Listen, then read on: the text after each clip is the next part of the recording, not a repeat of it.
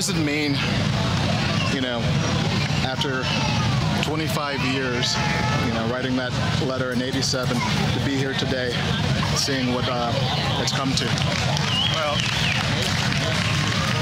I remember when I used to talk to the magazines, when Rolling Thunder first started, it wasn't about growing every year, and the purpose was to bring the numbers, massive numbers, the first time around, because back then live POWs weren't a home.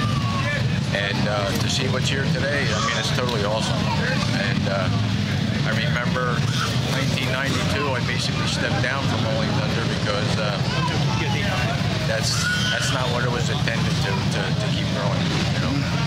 But let's put it this way: as far as the letter, it just goes to show you what the power of the pen is, because the letters were sent out to like all your veterans organizations. It was sent out to the biker magazines, and everybody always says to me, "Why bikers?" And I said, "Why not the bikers?" I said, "I gave the opportunity to all the veterans organization, zero response, and I mean zero." And then when the bikers first started to respond, it's like I wanted to pull that letter back because I never did anything like that before in my life. But once it was out there, I wanted to follow it through.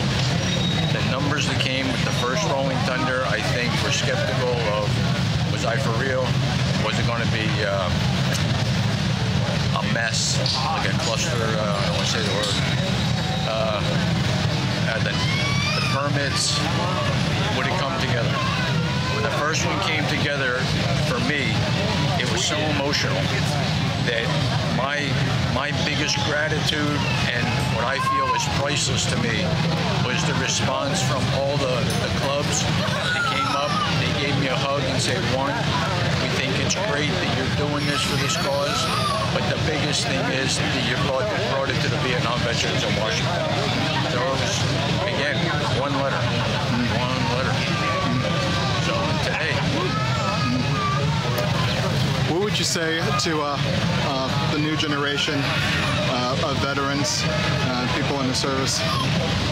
Well, I think the bulk of Rolling Thunder had to be, I mean, I know there was guys from all wars that participated, but I think it was the Vietnam vets that made sure that what happened to them when they came home would never ever happen again to anybody that fights for this country. And with Rolling Thunder too, I think you started to see America started to forget. They surely forgot about the POWs, and the bikers made the roar to where America woke up. And I think you see that type of response today with the veterans that are coming home. I see people all the time walking up to veterans at the malls and saying thank you. And I think there's a big change. But at the same time, I think the country can't forget these guys. A veteran should not have to pay for anything. When if you're wounded, you lose a limb, you die, the best treatment this government has to offer. Thank you, sir. Thank you. Thank you for your service. Thank you for what you've done. Yeah.